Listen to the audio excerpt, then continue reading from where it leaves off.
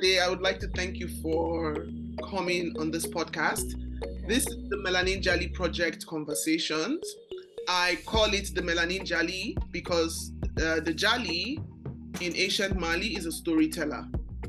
Oh, nice. So back in the day, there will always be, I think it's pronounced as gra, though it's spelled as groit. So okay. Ancient African communities, we used to have, so there will always be a gra in a family. So that would be the person who will pass on stories to, generations coming before we started documenting things in books and all of that. Yeah. So I thought about it and I was thinking, what is a very good name to use? Okay, melanin. Yeah, melanin is forever. And I thought, Jali. Yeah. So my name is perfect. Yeah. Louisa Ivaze, but my first name is actually Olunosen. Okay. Yeah. So I write mainly for adults and I recently started writing for children. Ah, nice. Yeah. So I'm passionate about history, everything African. They will be talking to Sadé Smith about her book, Granny's Kitchen. Yes. So thank you. So tell me about yourself and what inspired you to write this book. Well, I've been writing since I was about 8 years old. So like in elementary school, I had a teacher that she had all these little booklets that she would just have there for us, and she would have us write stories in them. So she's like, everyone just grab a booklet and start writing. And, of course, I was like, 8 years old, and I didn't really know how to write a story. So she's like, okay, well, let me show you how to do it. You have to get the characters. What is your story going to be about? We'll have the plot. What's the problem of the story? What's the solution? So we would get that, going. And I wrote a story and then like at the end, what we would do is pass it around the class. Everybody would read everyone's stories and they'd write little comments in the back. So the teacher, she's like, you know what? I really enjoyed your story. So it was very motivating for me because, it was something that I was actually really good at. And I thought to myself, I actually really liked doing it. Like I had a really good time writing this story for the class. So since then, like I've always just taken, a liking to writing. Okay. I've always had a huge imagination as well. Storytelling or thinking of stories was something that I was just really good at. So I just continued on from there. I didn't really take it too seriously though. I kind of just did it on my free time until maybe I would say about 5 years ago or so. I decided, I think I want to do this for a living. Okay. So I started, trying to get my book published, and then it got picked up and it got published, and here we are. So. That's amazing, because for me, I've been writing since I was little. Mm-hmm. So my writing started from primary school, where I would write. So I started with comics. Oh, nice. So I would do comics, the wicked stepmother, or the wicked daughter, that kind of thing. And I would have my friends, when I would get to school, I would have my friends going, Olunosen, do you have anything new for us to read today? Then when I got to secondary school, I started to write teen romance. Oh, yeah. Yes, I started to write teen romance. Then by the time I got to university, I started to write novels. Right. So I wrote novels, I wrote short stories, I wrote poetry.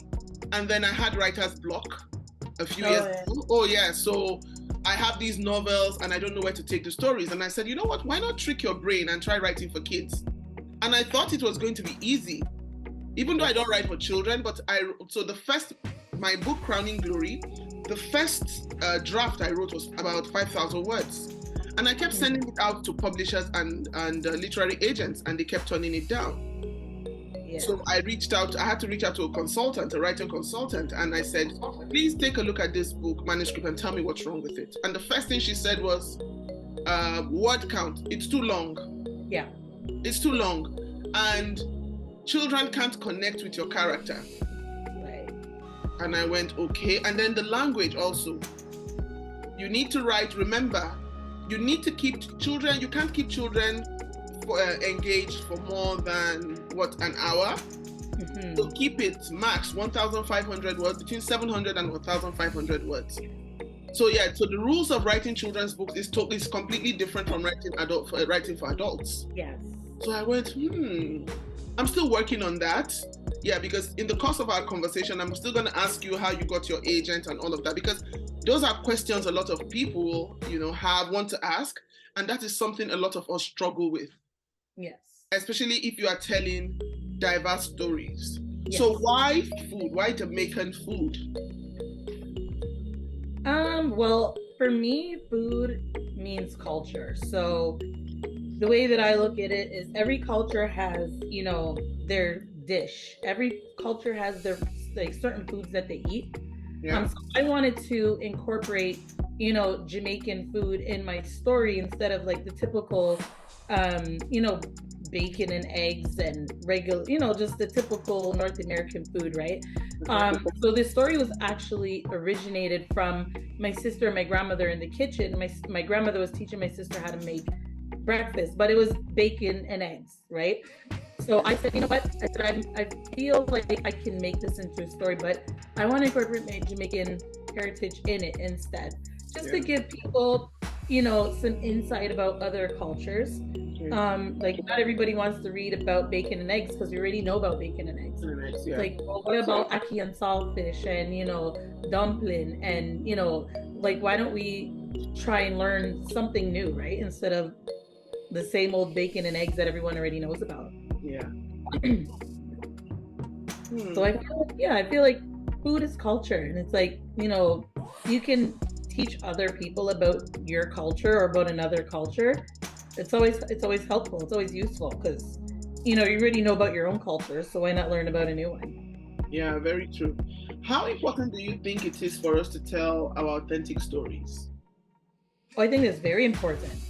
When I was a kid growing up, all I had was, the Judy Blume and Charlotte's Web and, stories that I didn't really see myself in. I enjoyed them, yeah, for sure. But it would have been nice to see myself in a story, right? I feel like it's very important. Children need to see themselves in stories. Otherwise, it's they're not reading about themselves. They're reading about someone else. And you need to read about yourself, especially if you want to continue, the learning aspect of things. Children get excited. They get motivated whenever they see things that, pertain to them, right? If it doesn't, resonate with them, then they're most likely going to lose interest. Yeah, because when I was growing up, I read a lot of Enid Blyton. In the 80s, what we had because Nigeria was colonized by the British, so our curriculum was very British. So I grew up reading. The 80s, I read Enid Blyton's, then I went on to read Nancy Drew. Oh, yes. Yes, so those are the kind of stories I read, then I think Lady Bird books had the Peter and Jane series. Yeah, which now I'm so happy that in the last few years they've been trying to do the African adaptation of that book, of those series, which I feel is really, really great. So what are some of the challenges you think that authors, I don't like to use the word authors of color, but what are some of the challenges you feel that diverse authors encounter when they're trying to get published? Well, a lot of, authors of color, they tend to get turned down, their manuscripts get turned down for, I guess, I don't know if I want to call it authentication, but that's kind of what it is. Sometimes, people will have a certain food that they want to speak of, or add in their story. And, the editors may be like, well, nobody knows what that is, so we don't want to include it. Okay. But it's, to me, I feel like that's not very, that's not right, because it's just because you don't know what it is doesn't mean that, some other people don't, right? Other people who are like me, they know what it is. So just because you don't know what it is, why should we not put it in there, right? And sometimes they'll try to change things around. So instead of saying let's say dumpling, what I would use, they would say, oh, well, let's call it, you know, a sticky dough or something, right? They try and change the name of it, and it's like, well, it's called dumpling. Yeah. It's not called sticky dough. It's not called, you know, fried dough. It's called dumpling. And if that's what it's called, then that's what I should call it, right? Like that's like me telling you, oh, well, don't call it hot dogs because they're not made out of dogs. But it's called a hot dog. That's what you call it. So why should I change the name, right? Just to satisfy myself. I don't feel like that's very fair to some people, but that's just the way that it goes. And sometimes like things will, you know, like an author will speak about a certain issue that doesn't really pertain to, you know, other cultures, right? Something that they don't really understand, and they'll turn, you know, the book down because they don't understand what this author is talking about. But it's like, well, it's just not your world, right? Like it's some of us actually live in a world like this. Just because you don't live in a world like this doesn't mean that it's not, you know, it's not relevant. Doesn't mean that it's not something that, you know, should be, you shouldn't turn it down just because you don't live in this world. Other people live in this world too. So those are some things that I've noticed happen sometimes. Okay. And yeah, just things that people can't relate to. It's like, well, just because you can't relate to it doesn't mean other people can. So. Yeah, because I feel that the only way to tell a story, an authentic story, is to tell it as it is. Let's say I'm Nigerian now, and akara is popular. I know that in the Caribbean and in some other countries where you have people of African descent, they are called by different names. I know in Brazil, I think it's called akara J. Then I don't know what it's called in the Caribbean and other parts. So, but people call it bean cake. So if I write a story and go bean cakes, a Nigerian child will go, what? Bean cakes? It's akara. Exactly. And I feel if you call it by its authentic name, is an opportunity for a child on another continent to step into that world of akara. Right. Yes, and go, oh, what is akara? And you know, when you talk about the recipe and how it's made, that child is almost able to taste it. That's right. Even without physically tasting it. I totally agree. Yeah. And also too, like in this day and age, it's almost 2023. We have Google. If you don't know what something is, just go to the computer, type it into Google, and it will show you exactly what it is. And you'll say, oh, okay, well, I call this bean cakes. And it's like, oh, they call it this. So you learn something new. It's also a learning opportunity, I think, because sometimes I'll read a story. Like the other day I was reading a book, and it said that the girl went to pick up, I can't remember the word, but I was like, what does that even mean? So I Googled it, and I see that it's sandals. And I was like, oh, that's what those are called. Like, I did not know those sandals were called that, but now I learned something new. So when I see the word, I'll know that it means sandals. I feel that is very important, because I remember when I was trying to pitch my book Crowning Glory to different publishers, it kept getting turned down, and I was wondering, why is it getting turned down? Because a lot of books I have read about black hair basically say the same thing. Oh, you spray water, you comb it, you twist it. And I said, why not look at black hair through a different lens? And I was looking at it from a historical point, saying that, you know, back in the day on the African continent, you could tell the family a person belonged to simply by looking at the person's hairstyle. Yes. And it's interesting how you see African hairstyles in art, though people do not talk about it. Look at the hair of the Buddha. The Buddha has Bantu knots, you know. Yes. The Buddha has Bantu knots. The Buddha has lips like me. Yeah, and nobody is talking about it. Everybody, you know, it's a hat. Okay, it's a hat. But what about those lips? What about that nose? Right. It's a hat. And we're like, okay. Yeah. So I just feel that, I don't know what it is, but I know that publishing is a business. And a lot of literary agents are looking for what they are comfortable enough to sell. Yes. So sometimes as writers, I feel that as much as we're trying to tell an authentic story, we're also trying to tell a story. We are also trying to write what sells. So do you think that this affects the authenticity of a story? I do, yes, because it's not as authentic as it, could or should be. Okay. Luckily, I was fortunate to, have an agent and a publisher that focuses on authenticity, right? They want it to be as authentic as possible. They said, no, call it dumpling. Nope, call it, even if you want to take off the G, because that's how we say it, in Jamaican, dumpling. We don't say dumpling, right? We don't put the G on the end, we say dumpling. So she's like, nope, say it how it is. It's dumpling, and that's what, we're going to use. However you want it to be pronounced, that's what we're going to go with, right? So I was, fortunate to have that. Some people are not. They'd say, oh no, put the G, so people know that it's dumpling. Like, it's, they want to kind of make it, I guess, easier for other people to understand, but that makes it not as authentic, right? So, yeah. But luckily, I was fortunate to have that. Yeah, because people talk about people being making people comfortable. Making people comfortable with literature, making people comfortable with what they are reading. But I feel that the only way you can learn is getting comfortable with being uncomfortable. That's right. You have to make an effort. You have to make an effort to, I'll use names as an example. You have to make an effort to pronounce people's names. You have to make an effort to say the name right. Someone named Sade, that's spelled like Sade, right? I've been called Sade my entire life.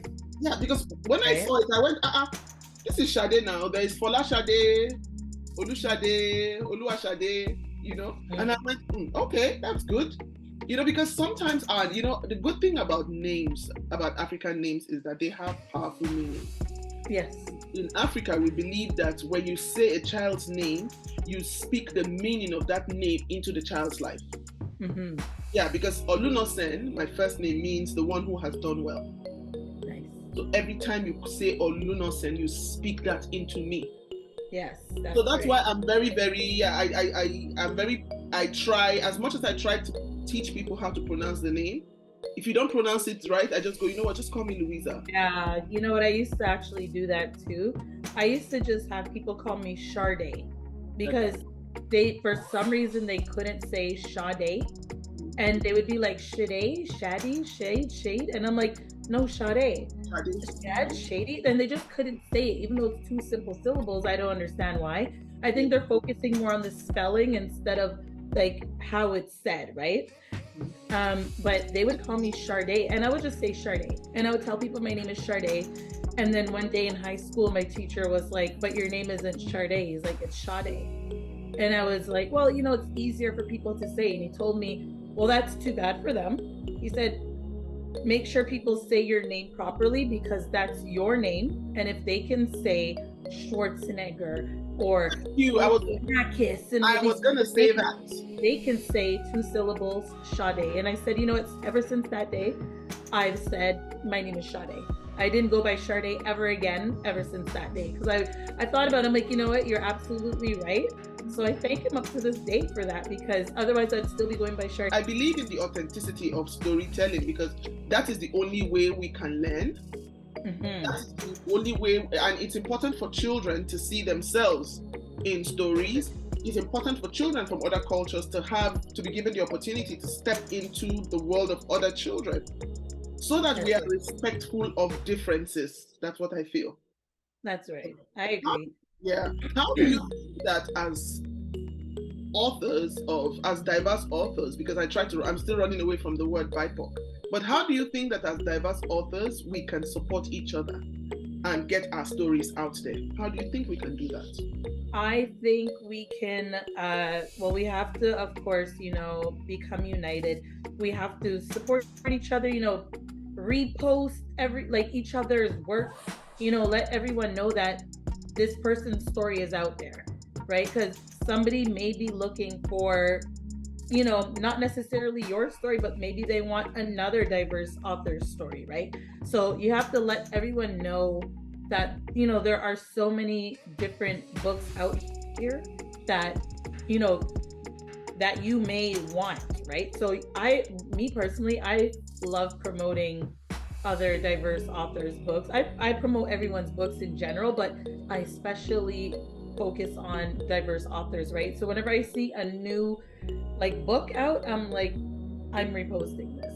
I need everyone to know that this is out here, right? Like, and things I feel like also things having like connection, like networks, you know, functions, events that are, you know, focused on diverse authors. I feel like that's very important as well, so that, you know, you can see who else is out there. Because I went to one the other day. It was held at the Blackhurst Cultural Center down on Bathurst in Toronto, Bathurst and Bloor. So I went, and there had like a little event going on, and I saw so many diverse authors there that a lot of them I have never met, or pretty much all of them I've never met, and a lot of them I didn't even know about them. I've never heard of them, I've never seen them, and I was amazed to see that there were so many, and I was really happy to be there, and I met everyone, and I was very excited. I said, okay, you know what, let me follow you on Instagram, let me get your connections, and then now I have access to what, you know, they do. I have access to their books. I have access to, you know, things that they're doing. So I'm able to help promote, right? I'm able to help. Like, I throw it on my Instagram. I'll throw it up there. I'll, you know, spread the word about things that they're doing, events that they'll be at. So that's pretty much how I do it. And I feel like it's a very important, you know, it's very important for us to be able to do that. We have to support other. There are some books, like this book, I remember when I saw it, as soon as you posted it, I went, as soon as it dropped, I am going to buy it. Oh, thank you. Oh yes. I have some authors I stalk. I just go, you know what, let's see what Sade is up to today.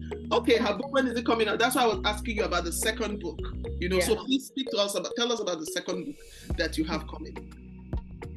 My second book, Julie and the Mango Tree.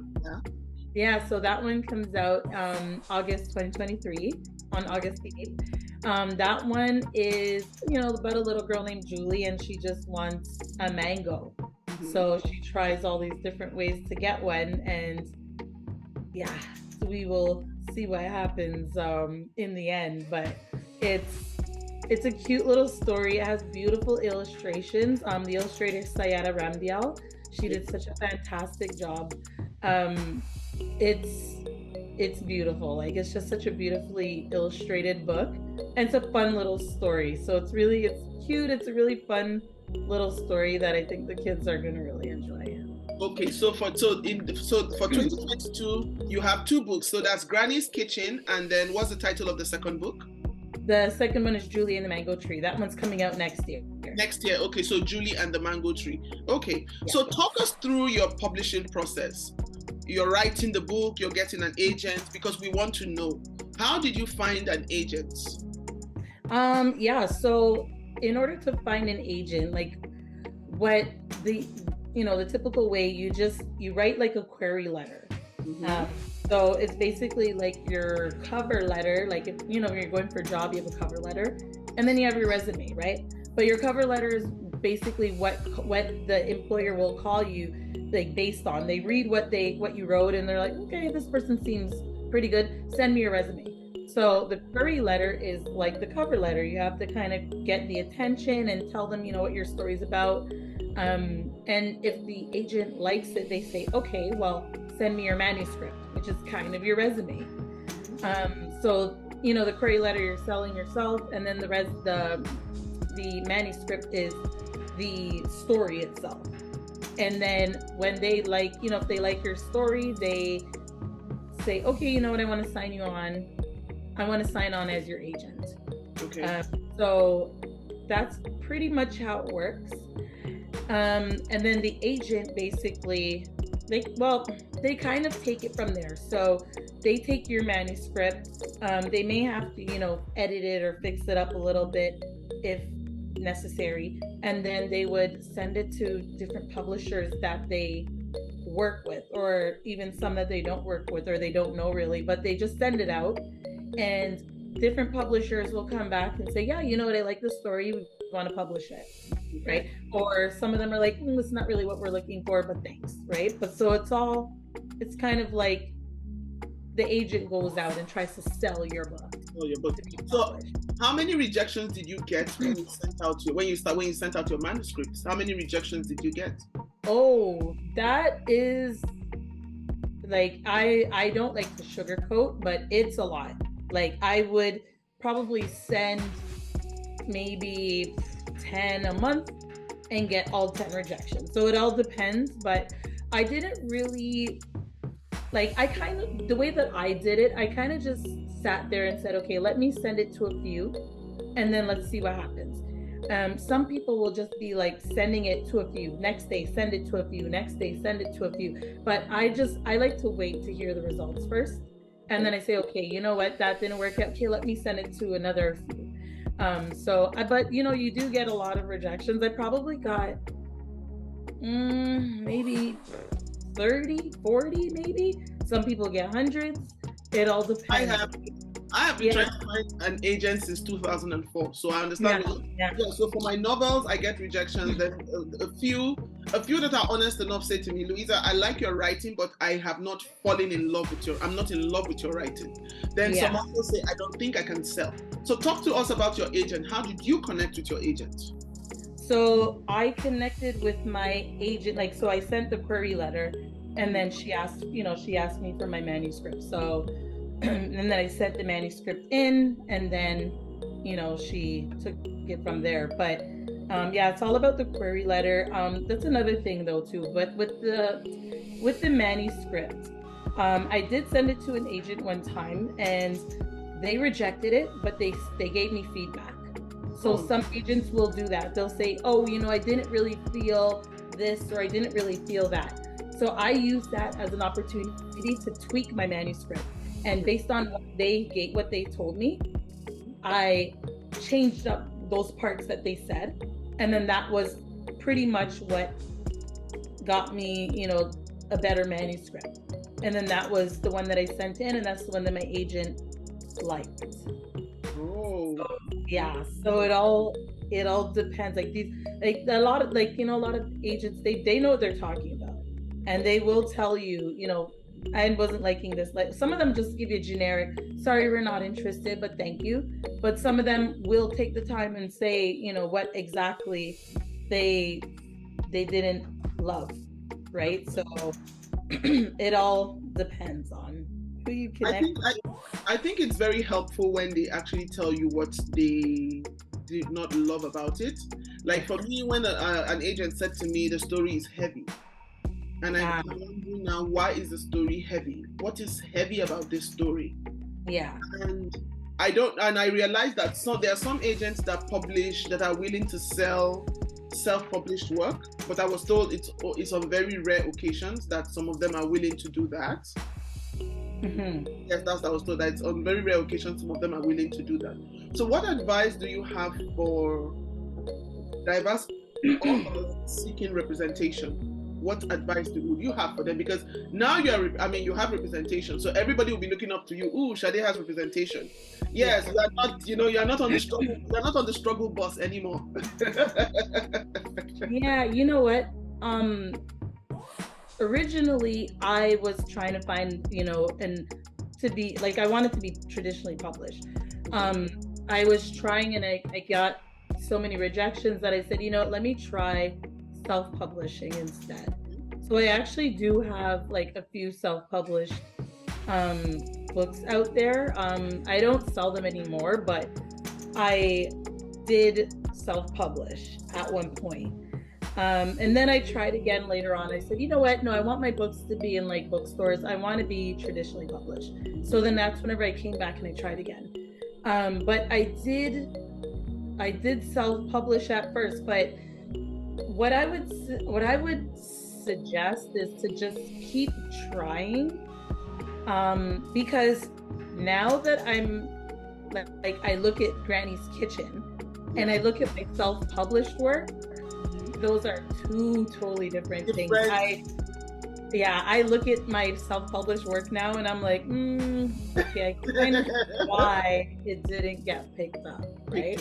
Okay. Like, it's all a learning experience. Like, I've learned so many new things about writing children's stories since Granny's Kitchen got picked up. Like, my agent, she's so great. She Naomi Davis from Bookends, she works really well with her agents, with her authors. Yeah, so she's great, and me and her, we worked really hard, like, with this manuscript. So now I understand exactly the framework, exactly how things should go, right? So give us a few tips, what you've learned since getting traditionally published. What would you advise an author? Let's say I want my books to be traditionally published, right? Because I just self-published. In fact, this is the proof. This is the proof of my second book. Oh yes, this one is the African Safari, right? So I had Crowning Glory as the first one, where I was talking about hair, and then this one. That's some of the tips you can give authors on writing children's books, on how to tweak their manuscripts before sending to agents or publishers. What advice would you give? Yeah, I would say, keep your story as authentic as possible, right? But, don't make it because it's for children, you can't have it, anything confusing. It has to be pretty straightforward, because, kids have very short attention spans, right? So you have to be able to keep them engaged in the book for at least like 10 to 15 minutes, which is about how long it would take for you to read it from beginning to end, right?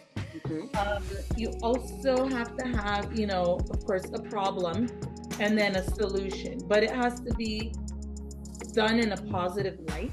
Okay. Like, you can't have anything too negative, right? Because you want to keep the kids happy while they're reading the story. But, little things like, oh, he dropped his sandwich on the floor or something. And it's like, well, no, he dropped his sandwich, but it's like, it's not as, like, it's not, detrimental. Like, it's not something so bad that they're going to start crying, right? But it's like, oh, he dropped his sandwich, and the kids will be like, oh, no. But you don't want to have anything too drastic, right? Okay. Some people get a little bit too serious with their stories, and it's kind of like, oh, now it's depressing. That's right? me. I think that's me, because I go into history. So I will tell you a bit about what I had written about. I had written about jollof rice. Ah, nice. So, but I went into history, and I was talking about it, and I was talking about the slave trade, and all of that. So maybe that's why that agent said, now it's too heavy. Yeah. For something like that, it's a little heavy for small children. You can write a book like that, but for older age group. Okay. So that's the thing, because sometimes your book may not be for, the target audience that you're trying to set it for, but it could be something that you can, pitch to an agent for an older audience. Right? So that's another thing. Some people just are in the wrong category, right? Like, they're in the wrong genre, or the wrong age group. So instead of it being for ages 3 to 5, it's like, well, why don't I make this be for ages 8 to 10 or 10 to 12? And then of course you would have to change up the manuscript a little bit. So instead of using very basic 3-year-old language, you'd change the language for 10 to 12-year-olds, right? Which should be a little bit longer sentences and bigger words and things like that, instead of having it for small children with very short small words and short sentences. Okay. So and you can even change it from a picture book to being, I don't know, a chapter book instead for the older audience. Okay, that's always the solution. That makes a lot of sense.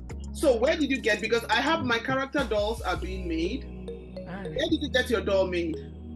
So Shelly Ann, I got her from, she's just like a little plushie. I got her from a website called Budsies.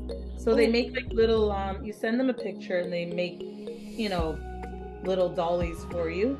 And you know, I got her with the hair and the beads, and you can always tweak the manuscript for a different age group. I think that's a really, you know, it's a really good solution sometimes. Like if they say it's a little bit too heavy, just put it for a different age group. See what happens.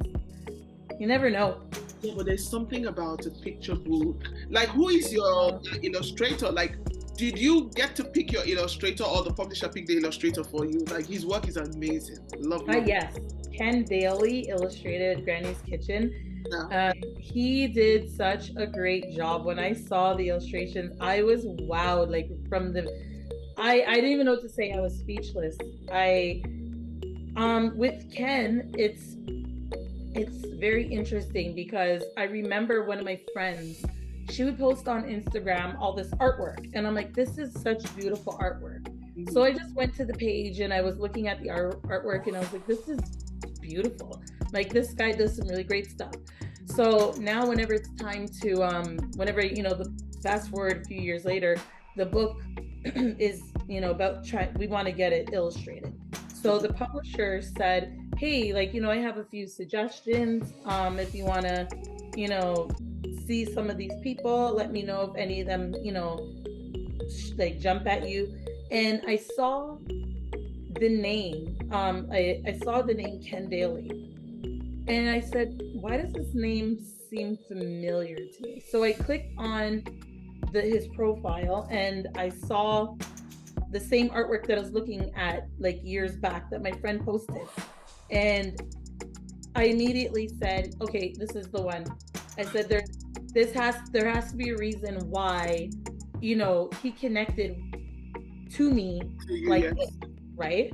And I looked at the others, and I said, nope, we have to go at Ken. This is exactly the way that I pictured, the way that he does his artwork is the way that I pictured my book to be for Granny's Kitchen. So he jumped out at me right away. I said, yep, this is the one, let's do it. So we went with Ken.